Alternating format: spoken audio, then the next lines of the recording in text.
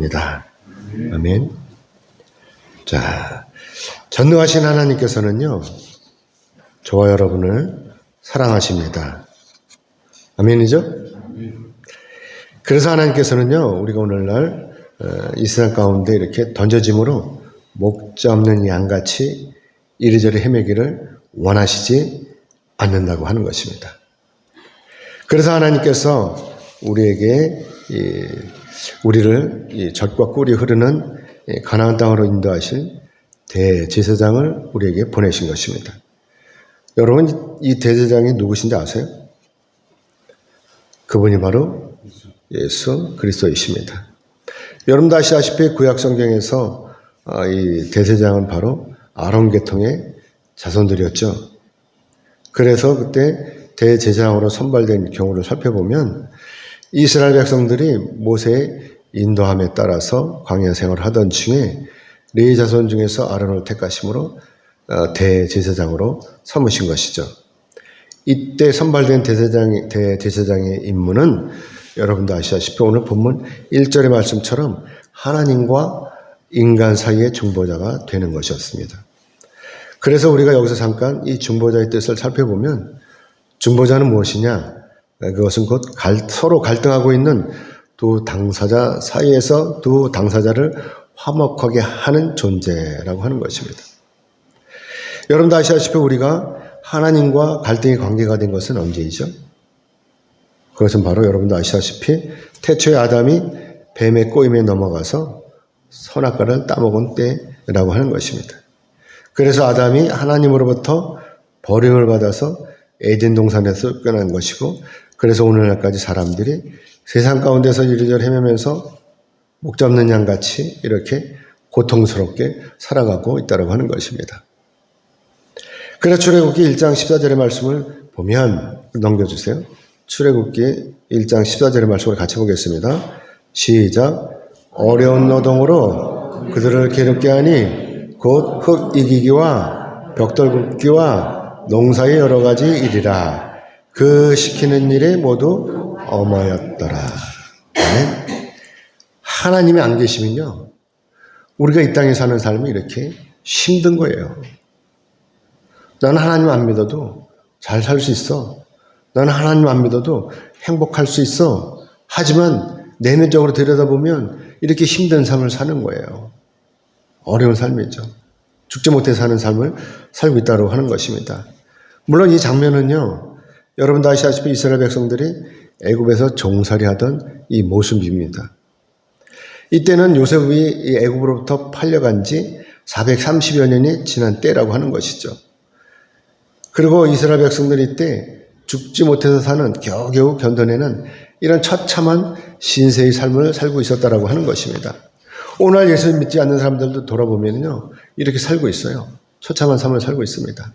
물론 육적으로는 돈이 많아서 부자로 살고 있을지 모르지만 영적으로는 피폐한 삶을 살고 있다라고 하는 것입니다. 그러다가 마침내 하나님께서는요, 이스라엘 백성들을 불쌍히 여기심으로 어떻게 이들을 애굽으로부터 건져내실 이 지도자를 준비시켰다라고 하는 것이죠. 이 지도자가 바로 레위인 아므람과 요게벳의 아들인 모세였다라고 하는 것입니다. 그리고 이 모세가요, 당시 이 바로 왕의 명령에 따라 가지고 나일강에 버려졌었어요. 그렇죠? 그런데 이때 마침 바로 공주에서 모세가 구원을 받아 가지고 바로 왕궁으로 들어갔다고 하는 것이죠. 그리고 모세가 바로 왕자로 40년 동안을 애굽에서 살았죠. 그리고 이 40년이 됐는데 40살이 되니까 또 모세가 애굽의 병사를 때려 죽여요. 그래갖고 이 죄로 미디안 광야로 도망가게 되죠.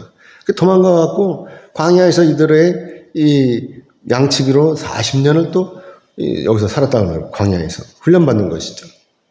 그리고 뒤에 80세에 하나님의 부르심을 받고 이스라엘의 지도자가 되었다고 하는 것이죠. 그리고 이 이스라엘 백성들을 이끌고 이제 애굽을 탈출하게 되는 것입니다. 이때 모세 옆에서 모세를 도와준 사람이 바로 모세의 형인 이 아론이었다고 하는 것이죠. 이때 이 아론의 역할이 뭐였냐? 바로 이스라엘의 대제사장이었다고 하는 것입니다. 그래서 출애굽기 28장 1절의 말씀을 보면 넘겨주세요. 출애굽기 28장 1절의 말씀 우리 같이 보겠습니다. 시작. 너는 이스라엘 자손 중 네 형 아론과 그의 아들들 곧 아론과 아론의 아들들 나답과 아비후와 엘르아살과 이다마를 그와 함께 내게로 나오게 하여 나를 섬기는 제사장 직분을 행하게 하되. 아멘. 이때 모세의 사명은 뭐였죠?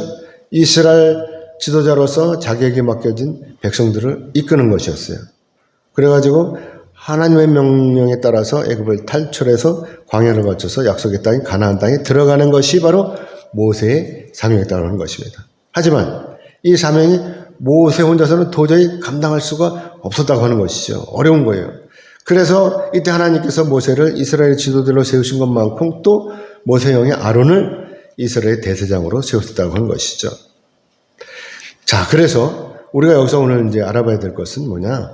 이 대제사장의 직분이 어떤 것이고 또 오늘날 대제사장이 우리와 어떤 관계를 이루는 것인지 그리고 또 오늘날 우리는 어떻게 살아야 하는 것인지를 알아보려고 하는 것입니다.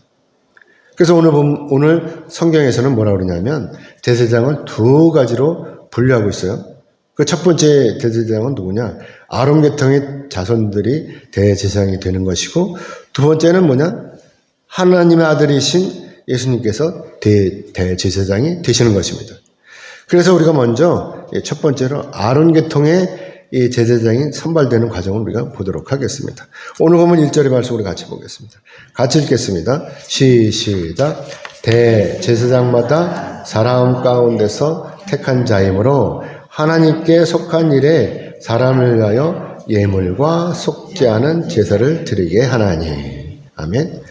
그렇기 때문에 우리는 여기서 또 아론 계통의 이 대제사장들의 직무를 이렇게 살펴보려고 하니까 이 대제사장의 직무가 세 가지나 되는 것이죠. 벌써 세 가지를 나눠서 볼 텐데 첫째는 뭐냐면 아론 계통의 대제사장은 사람 가운데서 뽑는다라고 하는 것이죠. 사람 가운데서. 아시다시피 대제사장은 하나님으로부터 선택된 자들이었죠. 그렇죠? 그래야 대제사장들이 백성들의 입장을 잘 알고 이해를 할 것이고 또 그래야 대제사장들이 이 백성들을 대표함으로 하나님 앞에서 경건하게 제사를 드릴 수 있다라고 하는 것입니다. 자, 그리고 둘째는 뭐냐면 하나님께 속한 일에 사람들을 위한다라고 하는 것이죠. 아시다시피 대제사장의 직무는 하나님 앞에서 사람과 하나님 사이를 중재하는 중보자 역할을 하는 것입니다. 그래서 백성들의 죄를 속해 주시라고 대제사장이 하나님 앞에 간구하는 역할을 하는 것이죠. 그 다음에 세 번째는 이 하나님께 속죄의 제사를 드리게 한다는 것입니다. 대제사장은 중보자 역할을 감당하기 위해서 백성들이 하나님 앞에 나와서 예물과 속죄의 제사를 올려드릴 수 있도록 이 돕는 역할을 하는 것이죠. 물론 이때 예물과 속죄의 제사는 대속죄일과 연관이 있다고 하는 것입니다. 아시다시피 대속죄일은 대제사장이 히브리력으로 7월 10일 1년에 한 번씩 지성소에 들어가서 자신을 포함한 온 백성들의 죄를 속하는 이 제사를 드리는 날이라고 하는 것입니다. 그리고 이때 예물은 뭐냐면 대속죄일에 드렸던 소제물을 뜻하는 것입니다. 그래서 감사와 충성을 나타내는 밀가루, 감람류, 유황, 무기병 등이 있었다고 하는 것이죠. 이 예물에는. 그리고 또 이때 속죄하는 제사는 무엇이냐면 번제물을 가리킨다고 하는 것이죠. 그래서 이 번제물은요, 흠없는 숫소, 그 다음에 순염소, 순양, 비둘기 이런 것들로 이제 번제물을 삼았죠. 이런 제물들은요, 하나님 앞에 화제로 드리고 죄를 대속받았던 거예요. 이 화제를 드린다고 하는 것은 태워드리는 거죠. 태워드리는 거. 번제물을 태워드림으로 말미암아서 이 하나님부터 죄를 대속받았다고 하는 것이죠. 그런데 여기서 중요한 것은 뭐냐면 이 대제사장으로 선발된 사람들의 역량이라고 하는 것이죠. 어떤 일을 해야 되느냐 하는 것입니다. 그래서 오늘 우리가 이렇게 대제사장으로 선발된 이들이 과연 어떤 사람들이었냐 라고 하는 것을 살펴보려고 하는 것입니다. 그래서 오늘 본문 2절의 말씀 우리 같이 보겠습니다. 2절 같이 읽겠습니다. 시작. 그가 무식하고 미혹된 자를 능히 용납할 수 있는 것은 자기도 연약에 휩싸여 있음이라. 여기서 무식하다. 무식하다라고 하는 이 말은요, 알지 못한다 라고 하는 것이기보다는 모르고 죄를 짓고 있다라고 하는 것입니다. 그리고 또 미혹된 자, 미혹된 자라고 하는 것은 잘못 인도된 자라고 하는 것이죠. 그렇기 때문에 여기서 무식하고 미혹된 자라고 하는 것은 의도적으로 죄를 짓는 것과는 반대의 의미라고 하는 것이죠. 이것은 뭐냐면 자기도 모르게 짓는 우발적인 죄를 말하는 것입니다. 그래서 당시 제사장들이 다른 사람의 잘못에 대해서 동정할 수 있었다고 하는 것은 자기 자신도 다른 사람과 마찬가지로 무의식 속에서 죄를 지을 수 있다라고 하는 이 연약함 속에 휩싸여 있기 때문이라고 하는 것이죠. 그래서 대제사장인 자기도 때로는 무식하고 또 무지하고 연약하기 때문에 하나님 앞에서 범죄하고 실수하는 존재라고 하는 것이죠. 그래서 자기와 같은 이 실수를 저지른 백성들을 나무랄 수가 없는 거예요. 그러니까 온유와 간양으로 대하고 이어서 불쌍한 이 백성들을 위해서 연민의 마음을 가지고 하나님 앞에 속죄의 제사를 올려드렸다라고 하는 것이죠. 그래서 오늘 보면 3절의 말씀으로 같이 보겠습니다. 3절 같이 읽겠습니다. 시작. 그러므로 백성을 위하여 속죄제를 드림과 같이 또한 자신을 위하여도 드리는 것이 마땅하니라. 아멘. 여러분도 아시다시피 이 구약시대의 제사장들은 도덕적으로나 율법적으로 흠이 없어 했어요. 나아가서 일반 제사장들보다 더 엄격한 규정을 적용했다고 하는 것이죠. 하지만 그럼에도 불구하고 대제사장도 여전히 연약한 인간이기 때문에 죄를 지을 가능성이 다분히 있었다고 하는 것입니다. 그래서 사랑이 많으신 하나님께서는 이 대제사장들의 죄를 지을 경우를 대비해가지고 속죄할 수 있는 이런 규정을 미리 마련해 놓으셨다고 하는 것이죠. 그래서 대속죄일에 제사장들이 하나님 앞에 나가서 이렇게 기도하는 것입니다. 첫째는 자신과 자기 가족의 죄에 대해서 기도하고, 둘째는 아론 계통의 제사장들의 죄를 위해서 기도하고, 셋째는 이스라엘 백성들의 죄를 위해서 기도했다고 하는 것입니다. 사랑하는 여러분, 당시 이스라엘 제사장은요, 자기 백성들로부터 존경을 받았었어요. 물론 이 존경이 하나님께서 주신 권위에 의한 존경이었는데, 그래서 여기서 분명한 것은 뭐냐면 이 대제사장이라는 직분이 자기 스스로 노력함으로 얻어지는 것이 아니라고 하는 것입니다. 이 대제사장 반드시 하나님의 부르심이 있어야 되는 거죠. 소명이 있어야 된다고 하는 것입니다. 그래서 오늘 본문 4절의 말씀을 이렇게 말씀하고 있는 거예요. 오늘 본문 4절을 같이 보겠습니다. 같이 읽겠습니다. 시작. 이 종기는 아무도 스스로 취하지 못하고 오직 아론과 같이 하나님의 부르심을 받은 자라야 할 것이니라. 아멘. 오늘날 목회자들도 마찬가지예요. 오늘날 목회자들도 마찬가지죠. 자기가 목사가 되고 싶다고 해서 목사가 되는 것이 아니라고 하는 거예요. 분명한 하나님의 부르심이 있어야 되는 것이죠. 하나님도 소명이 있어야 되는 것입니다. 그런데도 이 소명이 없이, 이 부르심이 없이 스스로 목사가 된다고 하는 것, 이건 뭐죠? 이것은 어쩌면 자기 욕심에 의해서 비롯된 것이라고 볼 수도 있는 것입니다. 남들이 하니까 나도 할 수 있다라고 하는 이런 마음으로 스스로 목사가 된다면, 그럼 그 다음 나중에는 어떻게 됐냐 하는 것입니다. 자기 아내도 반대를 하는데, 그런데 자기 혼자만 좋아서 목사가 되는 거예요. 그럼 어떻게 되겠냐 하는 거예요. 중간에 포기하게 되는 것입니다. 아니면 실패하고 마는 것이죠. 아시다시피 목사는요, 내가 아닌 다른 사람의 영혼을 책임지는 거룩한 이 직분이라고 하는 것입니다. 그런데도 전능하신 하나님과의 아무런 교대도 없이, 또 하나님의 부르심도 없이 스스로 목사가 되어서 목사 임무를 수행한다고 하는 것은 하나님을 무시하는 것입니다. 그래서 목사는요, 반드시 하나님의 부르심에 따라서 임직해야 되는 거예요. 지가 스스로 하는 것이 아니라 하나님의 부르심이 따라야 된다고 하는 것입니다. 자, 그리고 여기까지는 이제 아론 계통의 제사장들을 살펴봤는데, 이제는 두 번째는 뭐죠? 하나님의 아들이신 예수님께서 이 대제사장 되심이 어떤 것인지를 알아보려고 하는 것입니다. 예수님께서는 어떻게 대제사장이 되시는 것인지, 그리고 또 예수님께서는 왜 우리 대제사장이 되셔야만 하는지를 살펴보려고 하는 것이죠. 예수님께서는 분명히 하나님의 아들이십니다. 그럼에도 불구하고 이렇게 하나님의 아들이시면서도 예수님께서 하나님의 뜻에 따라서 이렇게 순종하심으로 죄악된 이 세상에 오셔서 저와 여러분의 대제사장이 되셨다고 하는 것입니다. 그래서 오늘 보면 5절의 말씀을 같이 읽겠습니다. 5절 같이 읽겠습니다. 시작. 또한 이와 같이 그리스도께서 대제사장 되심도 스스로 영광을 취하심이 아니요 오직 말씀하시니가 그에게 이르시되 너는 내 아들이니 내가 오늘 너를 낳았다 하셨고. 아멘. 자, 이 말씀을 보면은요, 이 말씀을 보면 예수님께서도 스스로 대제사장이 되신 것이 아니라고 하는 것입니다. 오직 창조주이신 하나님께서 부르셨기 때문이라고 하는 것입니다. 예수님은 분명히 하나님의 아들이시고 더불어서 우리가 똑같은 인간이신 것입니다. 이렇게 하나님의 아들이시면서 우리가 똑같은 인간이 되신 것은 누구의 뜻이죠? 순전히 전능하신 하나님의 뜻에 따라서 우리 예수님께서 이렇게 순종하신 것입니다. 그래서 모세의 형인 아론이나 하나님의 아들이신 예수님이나 똑같이 누구 때문에, 누구의 부르심에? 하나님의 부르심에 따라서 순종했다고 하는 것입니다. 하지만 여기서 우리가 반드시 알아야 되는 것은 뭐냐?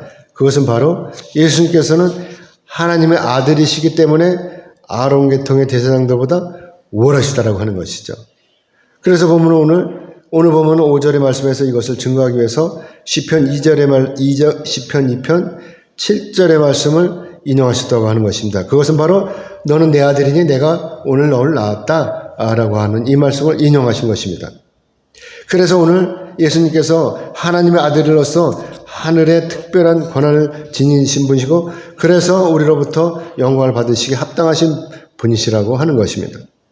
그렇기 때문에 오늘 본문 5절의 말씀에서도 예수님을 향해서 그리스도 또 기름 부음 받은 자라고 이렇게 칭호라고 하는 이 칭호를 사용하고 있는 것입니다. 자, 그리고 또 오늘 6절의 말씀을 보면은요, 예수님을 멜기세덱의 반차를 따르는 제사장이다라고 이렇게 소개하고 있습니다. 아시다시피 이 말씀은요, 하나님의 아들이신 예수님께서 아론 계통의 제사장보다 더 우월하시다라고 하는 것을 논증하기 위한 말씀이라고 하는 것이고 또 시편 110편 4절의 말씀에서 밝히고 있는 멜기세덱의 반차를 따르는 제사장이라고 하는 이 말씀을 인용하고 있다고 하는 것입니다. 그렇기 때문에 이 말씀은 예수님께서 멜기세덱의 계열의 대제사장이라고 하는 것이 아니라 멜기세덱의 아비도 없고 어미도 없고 시작한 날도 없고 생명의 끝도 없고 지극히 높으신 하나님의 제사장이시면서 살레명이었던 것처럼 하나님의 아들이신 예수님께서도 이렇게 시작하신 날도 없고 생명의 끝도 없으시다고 하는 이 말씀이신 것입니다. 그렇기 때문에 아론 계통의 대제사장들은 이스라엘의 대제사장으로서의 직무를 감당하기 위해서 기름 부음 받은 존재에 불과하지만 예수님께서는 어떤 분이에요? 이스라엘의 이 대제사장이시면서도 이스라엘 왕으로서 하나님부터 기름 부음을 받으신 분이시기 때문에 아론 계통의 대제사장들보다도 훨씬 우월하시다라고 하는 것입니다. 자, 그런데 사랑하는 여러분, 그러면 이렇게 존귀하신 예수님께서 왜 이 땅에 오신 것입니까? 여러분 이것을 생각해 보셨어요? 그것은 바로 오늘 저와 여러분을 구원하시기 위해서 오신 것이다 라고 하는 것이죠. 하지만 그럼에도 불구하고 여러분도 아시다시피 예수님께서 하나님의 아들이시기 때문에 저와 여러분보다 특별한 대우를 받으신 것은 아니라고 하는 것입니다. 예수님께서 분명히 이 땅에 오셔서 우리와 똑같은 이 시험을 당했다고 하는 것이죠. 예수님께서 겪으신 이 시험은요, 오늘날 우리가 이 땅에서 겪을 수 있는 그런 시험과 똑같은 것이었다고 하는 것이죠. 자, 그러면 예수님께서 겪으신 이 시험 중에서 가장 어려운 시험이 어떤 것이죠? 그것은 당연히 여러분도 아시는 것처럼 자기의 목숨을 유대인들에게 내어주는 것이었다고 하는 것입니다. 십자가에 매달려서 죽는 것이죠. 우리 믿음의 선조들도요, 복음을 위해서 또 저와 여러분을 위해서 자기 목숨을 내어준 사람들이 많아요. 순교자들이 많습니다. 예수님의 제자들도 그랬죠. 또 우리 선조들도 그런 사람이 많습니다. 자, 그러나 여러분 어때요? 이 죽는 것이 두렵지 않습니까? 전 두려워요. 죽는 것이. 그렇지만 예수님은 어떤 분이냐? 예수님께서 가장 두려웠던 것, 이거는 예수님께서 실제로 죽는 게 뭐 두려웠겠어요? 근데 예수님께서 이때 두려웠던 것은 뭐냐면, 제가 생각하건대 아마도 예수님께서 만인들 앞에서 빨가벗겨져가지고 매달리는 거잖아요. 그렇죠? 십자가에 빨가벗겨서 매달리는 거잖아요. 아무것도 걸치지 않고. 그리고 손과 발에 못이 박히고. 그러죠? 그 다음에 수시간 동안 십자가에 매달려 있는 거예요. 그리고 자신의 몸속에 있는 물과 피를 다 흘려야 하는 것입니다. 얼마나 두렵겠어요. 저도 이 죽음 그 자체가 두려운 것이 아니라 제가 두려운 것이 뭐냐면 이 아파가지고 움직이지 못하고 오래도록 누워있는 거 그럴까봐 걱정이에요. 그럴까봐 그게 두려워요. 그래서 기도하고 있어요. 그래서 저하고 집사람하고 저번에 가서 건강보험 거기 공단에 가가지고 연명치료하지 않겠다고 하고 등록하고 왔어요. 그래서 이제 그런데 그 사람들 하는 얘기가 연명치료 안 한다 그러면 그냥 무조건 안 하는 게 아니라 의사로서 할 거 다 하고 그 다음에 도저히 안 될 때 그때 이제 포기를 이제 유가족들하고 상의해서 포기하도록 한다는 것이죠. 그냥 쓸데없이 오래도록 생명을 연장하지 않는다고 하는 것입니다. 이것을 방지하기 위해서 미리 이제 본인이 가서 등록을 하면 이제 유가족들하고 결정을 해서 이제 산소호흡기를 뗀다든가 이렇게 해서 더 이상 연장 안 하는 걸로 이렇게 했다고 하는 것이죠. 그리고 그렇게 해서 연장해서 오래 살면 뭐합니까? 우리가 두려운 것이 바로 그거예요. 제가 두려운 것이 바로 그것입니다. 근데 예수님께서 두려우신 것은 바로 뻘겋게 십자가에 매달리는 그 상태가 만인들이 다 쳐다보는 그 상태, 이것을 두려웠을 것이라고 저는 이렇게 생각을 합니다. 아시다시피 이런 저주의 처형은요, 누구도 감히 참아낼 수 없는 이런 고통스러운 것입니다. 그런데도 아무런 죄가 없으신 예수님께서 이 십자가의 처형을 당하셨다고 하는 것이죠. 누구 때문에요? 저와 여러분 때문에 그러신 것입니다. 물론 예수님께서는요, 이때 십자가에 달려있을 때 하나님의 아들이시기 때문에 신적인 능력으로 이런 죽음의 고통에서 스스로 벗어나실 수가 있었어요. 이러실 수 없겠습니까? 죽은 자도 살리신 예수님께서 이건 벗어나시지 못하겠습니까? 하지만 예수님은 그러시지 않았어요. 왜 그랬어요? 왜 안 하셨어요? 예수님께서 이 땅에 오신 목적이 뭐죠? 그것은 바로 저와 여러분의 구원을 위해서 이 고난의 십자가를 지시는 일이었기 때문인 것입니다. 이 십자가를 지시지 않으면 예수님의 사명을 감당할 수가 없는 거예요. 그래서 하나님의 아들이시면서도 오롯이 이 일을 다 감당하셨다고 하는 것이죠. 그래서 예수님께서도 십자가에 못 박히시기 전에 겟세마네 동산에 올라가셔서 땀방울이 핏방울이 되도록 기도하셨다고 하는 것입니다. 그래서 결국 예수님께서도 우리 생명의 주관자이신 하나님께 모든 것을 맡기신 거예요. 그리고 기꺼이 십자가에 매달리셔서 우리가 똑같은 이 고통과 이 죽음을 감당하셨다고 하는 것입니다. 그래서 오늘 보면 7절의 말씀을 우리 같이 보겠습니다. 7절 같이 읽겠습니다. 시작. 그는 육체에 계실 때 자기를 죽음에서 능히 구원하실 이에게 심한 통곡과 눈물로 간구와 소원을 올렸고 그의 경건하심으로 말미암아 들으심을 얻었느니라. 아멘. 그러므로 전능하신 하나님께서는 예수님의 이 기도를 들어주셨다고 하는 것이죠. 예수님께서 십자가에 못 박혀 돌아가신 이 예수님을 하나님 어떻게 하셨어요? 사흘 만에 다시 살리셨다고 하는 것이죠. 그리고 하나님께서는 이 부활하신 하나님의 우편에 보좌에 앉게 하셨다고 하는 것이죠. 그리고 어떻게 해요? 그걸 끝이에요. 그리고 이 땅에 있는 모든 죄인들을 심판하게 하셨다고 하는 것입니다. 그리고 오늘날 예수를 믿는 저와 여러분의 중보자가 되셨다고 하는 것입니다. 그래서 시편 110편 1절의 말씀으로 같이 보겠습니다. 넘겨주세요. 같이 읽겠습니다. 시작. 여호와께서 내 주에게 말씀하시기를 내가 네 원수들로 네 발판이 되게 하기까지 너는 내 오른쪽에 앉아있으라 하셨도다. 아멘. 사랑하는 여러분, 예수님은 분명히 하나님의 아들이십니다. 아멘이죠. 그런데도 예수님께서 이 땅에 오셔서 복음을 전하실 뿐만이 아니라 결국은 이 십자가의 고난을 통해서 죽으셨다고 하는 것이죠. 그래서 우리가 여기서 이 고난에 대해서 살펴보려고 하는 것입니다. 도대체 고난이 뭐냐라고 하는 것입니다. 여러분 고난 겪어보셨어요? 안 겪어보셨어요? 자, 그렇다면 오늘 이 고난이 우리에게 과연 어떤 유익을 주는 것이냐고 하는 것이죠. 그래서 이것을 세 가지로 나눠보겠습니다. 우리가 주는 고난이 어떤 것인지, 어떤 유익을 주는 것인지. 그 첫째는 뭐냐면 고난이 우리 영혼을 하나님 앞에 합당하게 만들어주는 거예요. 고난이 마치 금을 도가니에 넣고 재련한 것 같다고 하는 것이죠. 아주 뜨거운 불도가니에 이 재련 과정을 거쳐야 비로소 불순물을 다 빼버리고 순도가 높은 이런 금이 탄생하는 것처럼 우리도 이러한 연단의 과정을 거쳐야 된다고 하는 것입니다. 그래야 비로소 우리의 몸속에 있는 이 더러운 죄가 다 빠져나가는 거예요. 고난이 없으면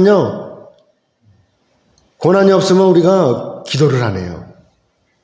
기도해야 내가 죄가 무엇인지를 깨닫게 되는 거예요. 그래야 회개를 하는 것입니다. 그래야 내 죄가 사함을 받는 거예요. 아멘입니까? 그래야 하나님 앞에 우리가 정결한 신부가 된다고 하는 것입니다. 자, 둘째는 고난이 하나님께 대한 절대적인 신뢰를 만들어내는 건다고 하는 것이죠. 우리가 이 고난을 통해서 우리는 비로소 하나님 앞에 엎드려 기도하게 되는 거예요. 그렇죠? 그러니까 기도하다가 우리가 하나님을 만나게 되는 거잖아요. 그렇죠? 여러분도 아시다시피 배부르고 등이 따뜻하면 절대로 기도하지 않아요. 부족한 게 없으니까 기도할 필요가 없는 거예요. 그렇죠?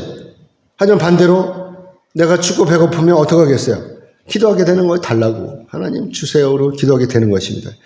그러다 보면 하나님을 만나게 되는 거죠. 아멘이죠? 셋째는 고난을 통해서 하나님의 의를 이루게 된다고 하는 것이죠.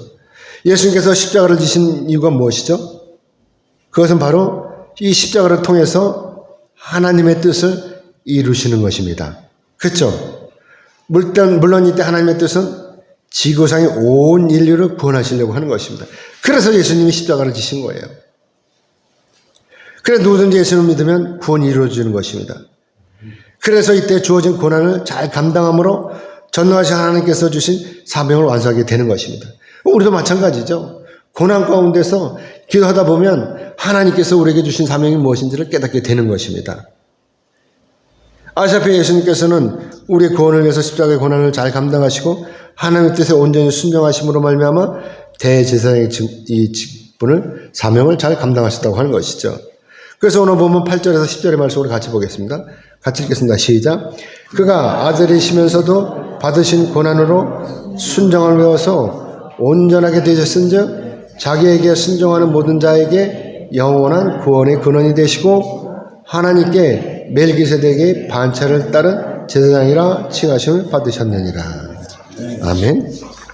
그렇기 때문에 이때 순종함을 배워서 온전하게 되셨은즉 이라고 이렇게 하는 말씀, 이 말씀 바로 예수님께서 전능하신 하나님 앞에 무조건 순종하심으로 우리를 향하신 하나님의 구원사역을 완성하셨다라고 하는 것입니다. 예수님께서 이 십자가의 고난을 잘 감당하셨기 때문에 하나님과 우리로부터 영원한 대제사장이라고 하는 이 임무, 이것을 잘 감당하신 거죠. 그리고 인정을 받으신 거예요. 우리 예수님께서. 자, 그러면 이 순종은 또 뭐죠? 순종? 이것은 바로 하나님의 뜻에 따라서 사는 것이죠. 우리가 몸과 마음과 뜻과 정성을 다해서 온전히 하나님의 뜻에 따르는 거예요. 이게 순종인 거예요. 순종이 다른 것이 아니라. 자, 그런데 오늘 여러분 어때요? 여러분 참으로 이 몸과 마음과 뜻과 정성을 다해서 온전히 하나님의 뜻에 따라서 살고 계십니까? 어려워요. 저도 마찬가지로 어려워요. 저도 목사이지만 저도 이렇게 몸과 마음과 뜻과 정성을 다해갖고 온전히 하나님의 뜻에 따라서 살기가 어렵다고 하는 것입니다. 아시다시피 아브라함이 믿음의 조상이 된 것은 아브라함이 하나님의 뜻에 따라서 자기 아들 이삭을 하나님 앞에 온전히 번제로 드렸기 때문인 거예요. 아브라함이 때 한치 망설임도 없이 이삭을 하나님 앞에 드렸어요. 아시죠? 그래서 창세기 22장 11절에서 12절의 말씀을 우리 같이 보겠습니다. 넘겨주세요. 같이 읽겠습니다. 시작. 여호와의 사자가 하늘에서부터 그를 불러 이르시되 아브라함아 아브라함아 하시는지라. 아브라함이 이르되 내가 여기 있나이다 하매 사자가 이르시되 그 아이에게 내 손을 대지 말라. 그에게 아무 일도 하지 말라. 네가 네 아들 네 독자까지도 내게 아끼지 아니하였으니 내가 이제야 네가 하나님을 경외하는 줄을 아노라. 아멘. 사랑하는 여러분, 아브라함의 결단이 바로 순종인 거예요. 순종. 저는 여러분들도 이런 순종을 하셨으면 좋겠어요. 이 힘든 일인데 쉬운 일은 아니죠. 이 결단이 필요한 거예요. 우리가 신앙생활을 하다 보면 이 결단이 필요하다고 하는 것입니다. 아브라함의 이 결단이. 하나님께서는요, 아브라함의 이 결단을 보신 거예요. 아시다시피 우리에게 닥친 고난요, 하나님께서 우리에게 주신 이 고난은요, 꼼짝 없어요, 꼼짝. 그렇기 때문에 고난받은 사람들에게는 반드시 전능하신 하나님으로부터 보상이 있는 거예요. 어떤 보상이죠? 구원의 보상이 있는 것입니다. 구원의 보상이 있는 거예요. 예수님께서 십자가의 사명을 감당하셨기 때문에 하나님 보좌 우편에 앉으셔서 죄인들의 심판자가 되신 것이고, 아브라함도 자기 아들 이삭을 이렇게 드리는 결단으로 말미암아 믿음의 조상이 된 것이고, 사도들 있죠, 사도들, 예수님의 제자들, 사도들도 자기 가족을 버리고 결단한 이 결단으로 말미암아서 예수님의 제자가 됐다고 하는 것입니다. 여러분들 이제 뭘 버리겠어요? 뭘 드리시겠어요?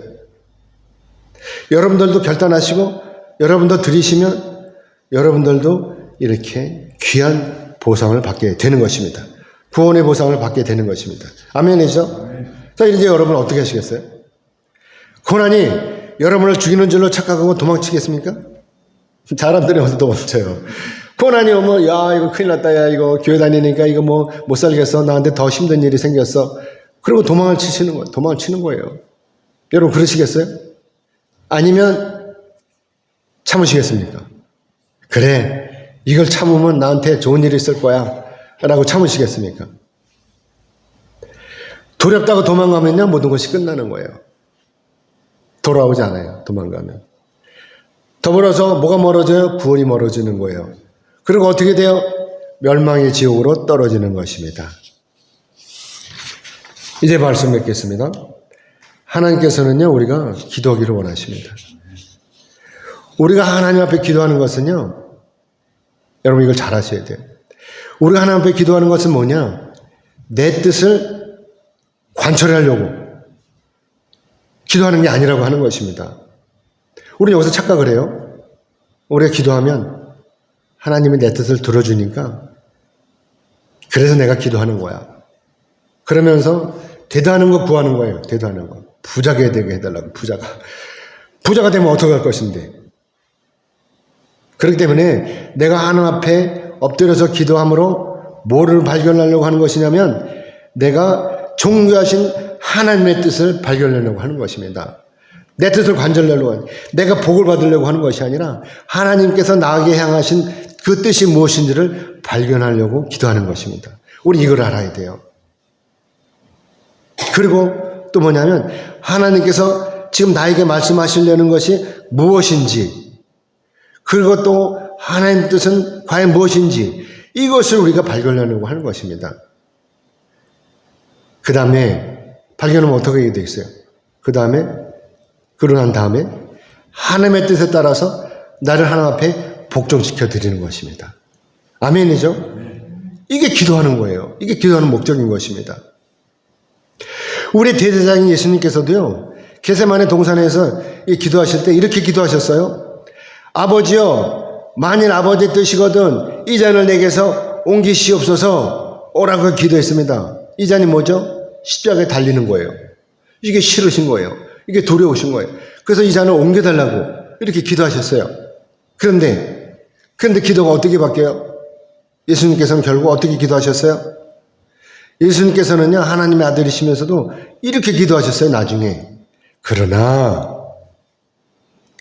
내 원대로 마시옵고 아버지의 원대로 되기를 원하나이다. 아멘. 이렇게 기도하셨습니다. 그렇기 때문에 예수님의 기도가 예수님의 뜻이 아니라 하나님의 뜻에 순종하시겠다라고 하는 이 기도라고 하는 것입니다. 아멘. 그러므로 바라옵기는 여러분도 이제 결단하시고 기도하시길 바랍니다. 아멘. 믿음의 기도는요, 만사를 변화시키는 거예요. 아멘이죠? 물이 변하여 포도주가 돼요. 그렇죠? 깡패가 변하여 목사가 되는 것입니다. 살인자가 변해서 목사가 되는 것입니다. 아멘. 이 기적이 아닙니까? 그리고 마늘 하늘에서 비가 와요. 여러분이 경험해 보셨어요? 마른 하늘에서 비가 오는 거? 우리가 기도하면 마른 하늘에서 비가 옵니다. 병든 자가 치유되는 거예요. 병든 자가. 그렇죠? 귀신이 떠나가는 것입니다. 귀신이 견딜 수가 없어요. 내가 기도하면 성령의 불이 떨어져서 귀신이 견딜 수가 없이 떠나가는 것입니다. 아멘이죠? 죽은 자도 살아나요. 죽은 자도. 아멘이죠? 죽었다가 살아나는 것입니다. 여러분 경험해 보세요. 그 다음에 뭐예요? 우리의 구원의 소망이 이루어지는 것입니다. 아멘. 그러므로 바라옵기는 여러분들은 대제사장 되시는 예수 그리스도의 도우심으로 말미암아 결단하심으로 기도하시기를 주님의 이름으로 축복합니다. 아멘.